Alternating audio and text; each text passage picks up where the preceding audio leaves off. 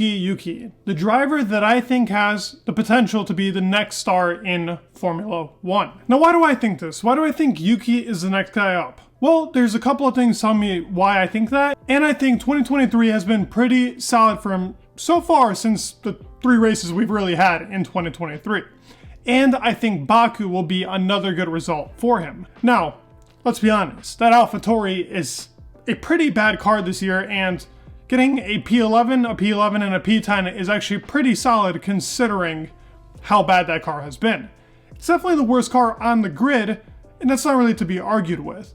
The Alfa Romeo is pretty close. I guess we can put the Williams in that ballpark somewhere. McLaren isn't great, but clearly that AlphaTauri car has very little strengths and a lot of big weaknesses. Yuki Tsunoda came in 2021. That was his first season, and he impressed pretty much in the beginning of the season. In Bahrain, he was pretty good, or performed pretty well considering his already very experienced teammate Pierre Gasly, who's been in the team for already 3 years at that point, and drove for really the best team on the grid right now, Red Bull.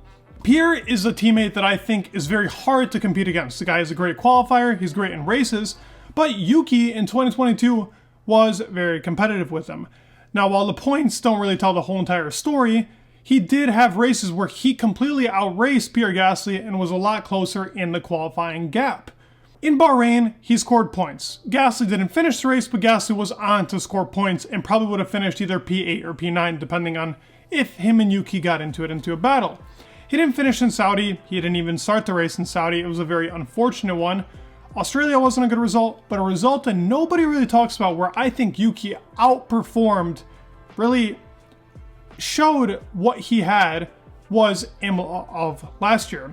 Now, this was a race where Pierre was stuck in 14th, and Yuki ended up finishing the race in 7th, overtaking the likes of Vettel and having a very competitive race in a very tricky Imola. The reason why this race was so tricky was partially due to the fact that it was an intermediate race the whole entire race, and when they switched on to mediums, he was still able to actually achieve an overtake in still a pretty wet track. Yuki very much showed up the car. He had a great performance here in Imola, and Baku was an outstanding performance if it wasn't for his DRS flap breaking on him. But now that we're in the current time, I want to talk about his 3 performances as of lately and how he has shown star potential. Thank you all so much for supporting on the channel. I love you guys. It genuinely means the world to me that you guys care this much to watch me. And to anybody that's not subscribed, please do. I make videos practically 4 to 5 times a week, and I try to stay relevant on everything that's happening. So please leave a like, subscribe. It would mean the world for me. Let's get back into Yuki Tsunoda's video. Yuki, you have been outstanding so far in 2023, and that definitely has to be praised upon. I mean, considering how inconsistent he was in both 2021 and 2022 had its fair share of incidents that didn't look great on him, Canada being one of them. But so far, he has been, I would say, practically perfect. Now, sure, he almost did make a mistake in practice, but he did not. He did not make that mistake. He caught the car, which was good.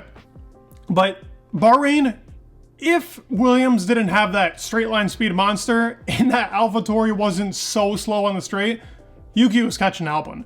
Albon had great defense, but mainly due to the fact that AlphaTauri is just such a slug in straight line speed. Otherwise, that would have been a P10 finish.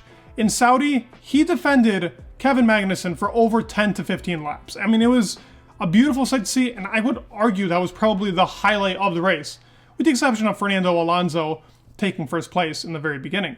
But guess what? Fernando is his idol. He was recently just on a podcast with F1 Beyond the Grid and talked about really idolizing Fernando and how he's observed Fernando's defensive movements, specifically how he defended Hamilton in 2021 in Hungary. It was a conversation we had. My dad was a fan of Fernando.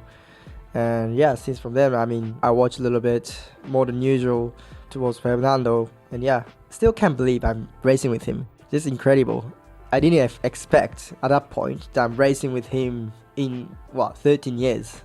If you're going to take pointers from somebody, Fernando is that guy, because he's driven in cars that are awful, he's driven in cars that are amazing, but he has always outdriven every single car. And I think that's the perfect guy to watch, and that is Yuki Tsunoda's real idol in Formula 1. A guy with that type of pedigree, it's a great guy to watch and a great guy to learn from. And Yuki can definitely learn and get that good. He's already shown that star potential. 2021 Abu Dhabi was outstanding.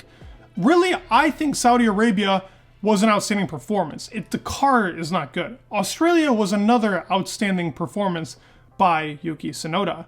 The highest he's ever finished really in a race is P4. The highest he ever finished in a race was P4. He's been P7 from qualifying on the grid, but never higher than that. But he's never really been given a car to get higher than a P7. Sure, that 2021 car was pretty damn good, but it was his rookie season, and we can really give him the benefit of the doubt there. In 2022, I would argue that car would never be able to get past a P9 or 10, and that was lucky if they were able to. In Baku, he probably would have finished either P5 or 6 if it wasn't for that DRS flap braking, as I talked about. So he has done what he could with the car. This year, if they even get points, that is an outstanding performance for Yuki Tsunoda. Right now, his season is looking a little bit like how George Russell, to me, was like in that Williams that could not score points in his rookie season. Now, this is his third year, so consistency is important, but I had him in my standings actually losing out to Nick DeVries. So I want Yuki Tsunoda to prove me wrong. He's actually a driver that I really love, and I think he can be the next guy to take that Red Bull seat, if available, if he continues to perform like this. Now, Franz has talked about him being in the team one more year. I completely agree with this. I think keep him in that team for one more year. If he performs to the level he's performing at now throughout the whole 2023 season and 2024, throw him in that Red Bull seat. Let's see what he can do against Max Verstappen. He seems like a driver that could drive under that crazy oversteery drive that Max likes, and I would love to see a very improved Yuki Tsunoda who's had a great junior career, really outstanding 2023 season so far, what he can do against really the seasoned veteran and beast Max Verstappen. Any other driver I'd love to see him against. What are your guys' thoughts on Yuki Tsunoda? Do you guys believe that this guy is the next star potential, or is there somebody else up next? I think he is. I'm not really counting George Russell, Carlos Sainz, and all those guys. Those guys are already in the mix. I'm talking about next star potential that we have currently in Formula 1. And I think that's Yuki Tsunoda. Let me know your thoughts down below. Please leave a like, subscribe, it'd mean the world, and peace.